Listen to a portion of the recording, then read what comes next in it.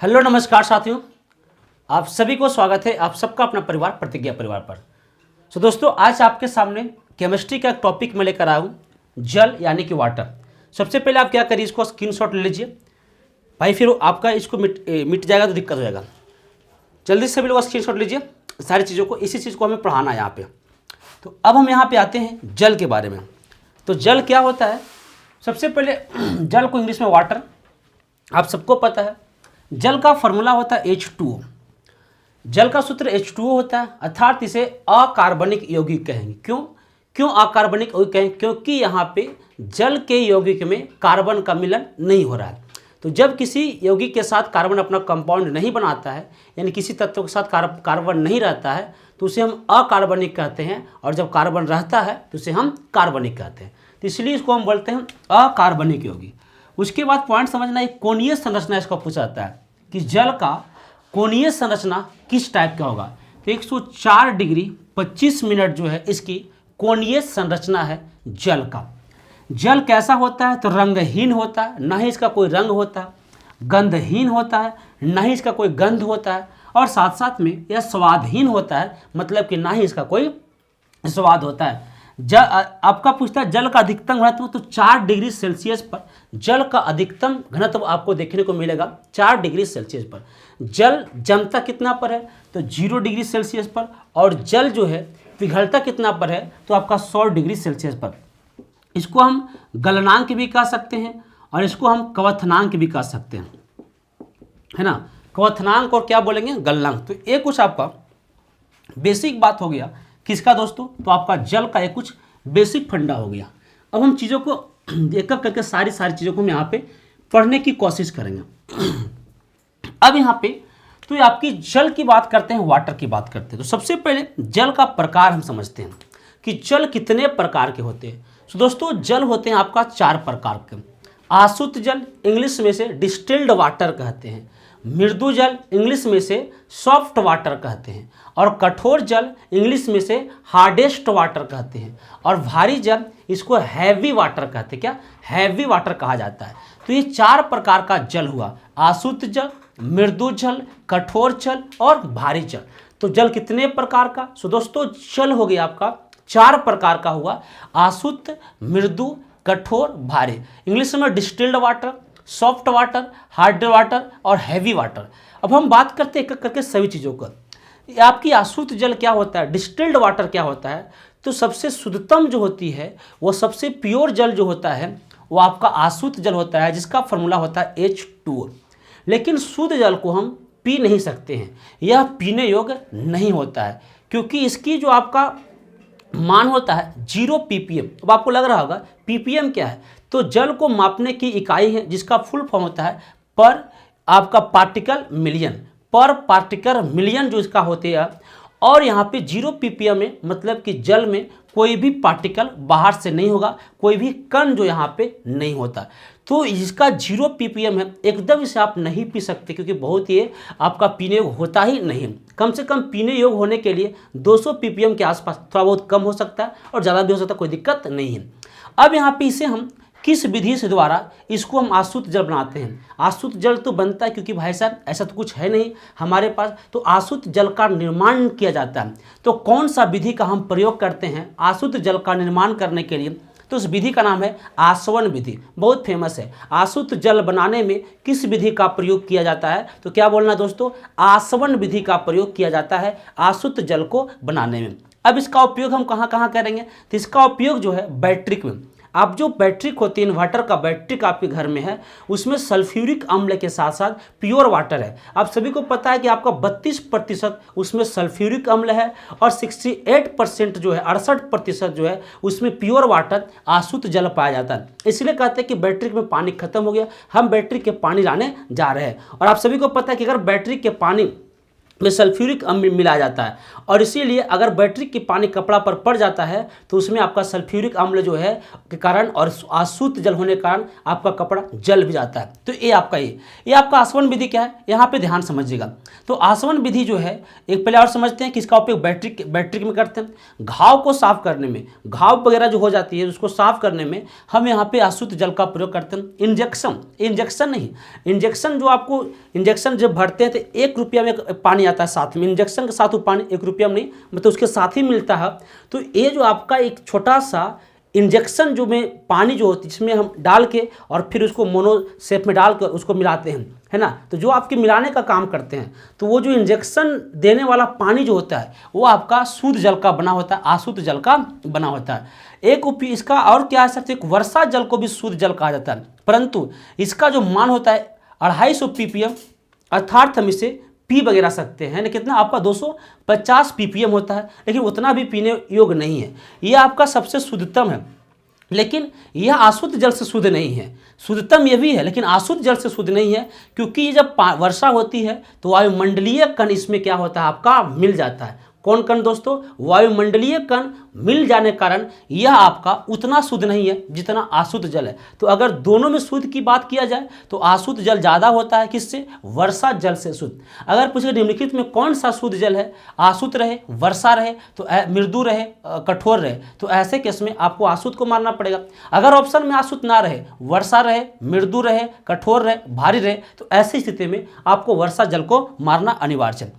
अब हम समझते हैं कि आसवन विधि क्या होता है। जिस विधि से अशुद्ध जल का निर्माण होता है उस विधि को हम आसवन विधि कहते हैं। और आसवन विधि होता क्या है दोस्तों, कुछ नहीं, नॉर्मल पानी एक आपका बर्नर में रखेंगे, एक बर्तन में रखेंगे और नीचे से आपको हीट दे देंगे, है ना। यहाँ पे हीट देंगे, उष्मा देंगे और यहाँ पे क्या वो पानी जो है वाष्प बन के उड़ेगा। और जब पानी मान लेते इस प्रकार से वाष्प बन के यहाँ पे उड़ रही है, तब हम यहाँ पे एक कंडेंसेशन देते हैं, मतलब कि ठंडा करने का कुछ चीज़ यहाँ पे रख देते हैं, इसको संघनक कहते हैं। तो ये चीज़ें जो है आपको ठंडा वाष्प को क्या कर रहा है, ठंडा कर रहा है। तो जब जैसे कि उदाहरण समझते हैं, अगर आपके गांव में चावल बनता होगा, भात जिसको बोलते हैं, तो तसला में बन रहा है, तो तसला को क्या करिए, बनला के बाद एक ढक्कन से उसको रख देते हैं, तो कुछ देरी के बाद ढक्कन उठाएगा तो उसमें पानी रहेगा। ये क्या हुआ, वाष्प बन गया, और वाष्प जब ठंडा गया तो आपका बन जाता है, इसी को हम बोलते हैं अशुद्ध जल। फिर समझिएगा, कोई भी पानी को हीट करेंगे और वाष्प बन के उड़ाएंगे और उस वाष्प को फिर ठंडा कर देंगे, और जब वाष्प ठंडा हो जाएगा तो पानी बन जाएगा। इसी तरह से आपका अशुद्ध जल बन जाते हैं। इस विधि को कहा जाता है आसवन विधि। कौन विधि दोस्तों, इसे हम आसवन विधि के नाम से जाना जाता है। अब एक और बातें समझते हैं जो एग्जाम में काफ़ी सवाल पूछे जाते हैं। एक आपका होते हैं कठोर जल। क्या होते हैं सर कठोर जल, तो ये चीज़ें हमें आसानी से समझ में आ गया।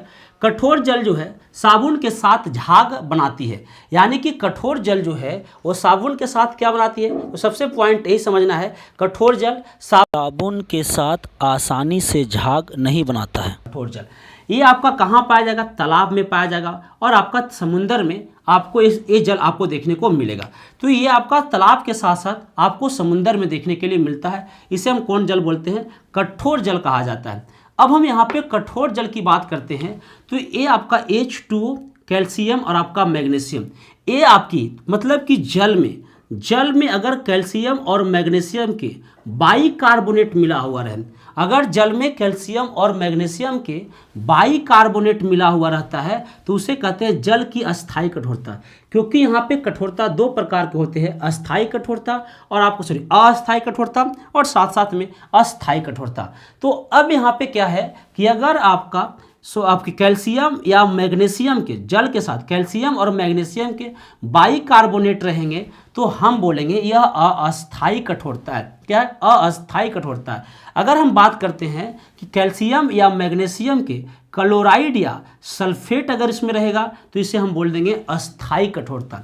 तो कैल्शियम और मैग्नीशियम के, अगर यहाँ पे कैल्शियम और किसकी बात करते हैं, मैग्नीशियम की बात करते हैं, तो यहाँ पे बाइकार्बोनेट की अगर बात किया जाती है तो उसे अस्थायी कठोरता, और कैल्शियम मैग्नीशियम के क्लोराइड या सल्फेट की बात करते हैं तो उसे हम बोलते हैं अस्थायी कठोरता। अब एग्जाम में क्या पूछता है कि जल की अस्थायी कठोरता को हम कैसे दूर कर सकते हैं, तो क्लार्क विधि द्वारा, ये जो बुझा चुना से होते हैं एक विधि होते हैं, उस विधि को कहा जाता है कलार की विधि द्वारा और जल को उबालकर मतलब उसे गर्म कर कर हम आपकी जल को अस्थायी कठोरता को दूर कर सकते हैं। दूसरा पॉइंट समझिएगा, ये आपका अस्थायी कठोरता को दूर कैसे करेंगे, तो परम्यूटेट विधि द्वारा, इसको जियोलाइट कहते हैं। और एक और विधि है कालगन विधि, और एक और विधि है आसवन विधि के द्वारा। इस विधि के तहत भी हम आपकी अस्थायी कठोरता को दूर कर सकते हैं। कभी कभी एग्जाम में दोनों आता है कि जल की अस्थायी और जल की अस्थायी कठोरता को दूर करना है, तो एक उपाय लगा दीजिए, सोडियम बाइकार्बोनेट का प्रयोग करते हैं। किसका प्रयोग? सोडियम बाइकार्बोनेट का हम प्रयोग करते हैं जल की अस्थायी और अस्थायी कठोरता को दूर करने के लिए। इसके साथ साथ अल्ट्रा वायलेट किरण का भी हम प्रयोग करते हैं। अल्ट्रा वायलेट किरण मतलब परावैंगनी किरण का भी हम यहाँ पे प्रयोग कर सकते हैं जल को अस्थायी और अस्थायी कठोरता को दूर करने के लिए। इतनी बात उम्मीद करते हैं आपको समझ में आया होगा। तो जल के अस्थायी और अस्थायी कठोरता को दूर करने के लिए एक लाइन में जवाब क्या देना, सोडियम बाइकार्बोनेट या आपका परावैंगनी किरण का प्रयोग करिए। अलग अलग रहेगा तो भैया आपका मतलब अलग नहीं, इससे भी ये दूर हो सकता है और इससे भी दूर भी हो सकता है। मतलब अस्थायी भी दूर होता है, इससे अस्थायी भी होता है। इसके अलावा कलार की विधि और आपको उबालकर, इसके अलावा यहाँ पे परम्यूटेट विधि, कालगन विधि, आसवन विधि। अब यहाँ पे जल जो आपकी दो चीज हम पढ़ ली, एक आपका अशुद्ध जल कंप्लीट हो गया और एक साथ साथ में आपका हो गया भैया यहाँ कठोर जल कंप्लीट। अब एक छोटा सा जल है, इसको हम लोग बोलते हैं मृदु जल। मृदु जल मतलब सॉफ्ट वाटर, क्या बोलेंगे? सॉफ्ट वाटर बोलेंगे। अब यहाँ पे मृदु जल का सिंपल परिभाषा समझिएगा कि मृदु जल हम किसको कहेंगे। तो मृदु जल का सिंपल सी परिभाषा है कि जब कोई भी आसुत जल में या जब कोई भी आसुत जल में अलग से विभिन्न प्रकार के खनिज या तत्व को मिला दिया जाता है तो उसे हम मृदु जल कहते हैं। जैसे ये आपका नॉर्मल जल H2O था, इसमें सोडियम, कैल्शियम, मैग्नीशियम इत्यादि इसको मिला देते हैं तो ऐसे जल को हम मृदु जल कहते हैं। और यह पीने योग्य जल है, क्या? पीनो योग्य जल है। और साबुन से यह भी क्या बनाता है? आपका झाग बनाता है। क्या दोस्तों? साबुन से यह भी आपका क्या बनाता है? तो झाग बनाता है। और ये जो आपके बिसलरी के बोतल में मिलती है, इसी चीज़ मिलता है। मृदु जो जल आपका बिसलरी के बोतल में आपको देखने को मिलेगा। तो साबुन से झाग बनाता है कौन? आपका मृदु जल। अब यहाँ पे 2-3 पॉइंट और यहाँ पे समझिएगा। एक तो आपके इधर वाला काम हो गया। अब एक होता है भारी जल। भारी जल को D2 होती है और इसकी अनुभार कितना होता है? 20 होता है। भारी जल का अनुभार की अगर हम बात करते हैं तो भारी जल का अनुभार जो है दोस्तों वो आपका 20 है और इसको कहा जाता है ड्यूटेरियम ऑक्साइड। क्या बोलते हैं? भारी जल को फॉर्मूला है ड्यूटेरियम ऑक्साइड, इसको हम कह सकते हैं। भारी जल की क्वथनांक की बात करते हैं तो 101.24 डिग्री सेल्सियस जो है भारी जल का क्वथनांक है। जबकि अगर हम बात करते हैं नॉर्मल जल का क्वथनांक तो 100 डिग्री सेल्सियस होते हैं। अगर इसकी खोज करते हैं, भारी जल खोज किया था यूरे ने। अब यहाँ पे D2O जो होते हैं वो H2O को 1 यानी कि 6000 गुना जो है आपका D2O का ये आपका 6000 गुना होते हैं। अगला किसका निर्माण कहाँ होते हैं? तो आपकी इसका निर्माण इंडिया में उड़ीसा की एक जगह है तालचर में। कहाँ? तालचर में इसका निर्माण होता है। उड़ीसा की एक जगह तालचर नाम है। और इसके निर्माण विधि की अगर हम बात करते हैं तो इसकी निर्माण विधि है प्रभाजी आसवन विधि। किस विधि के तहत दोस्तों? प्रभाजी आसवन विधि या विद्युत अपघटन विधि के तहत इसका निर्माण किया जाता है। तो ये आपका जल का कितना प्रकार आपको समझ में आ गया होगा। तो जल का आपको 4 प्रकार समझ में आ गया। अगर वीडियो आपको अच्छा लगा होगा तो वीडियो को लाइक करना, शेयर करना और हाँ, चैनल पर पहली बार आए हैं तो चैनल को सब्सक्राइब करके बेल आइकन जरूर दबाइएगा। मिलते हैं नेक्स्ट वीडियो में, तब तक के लिए जय हिंद।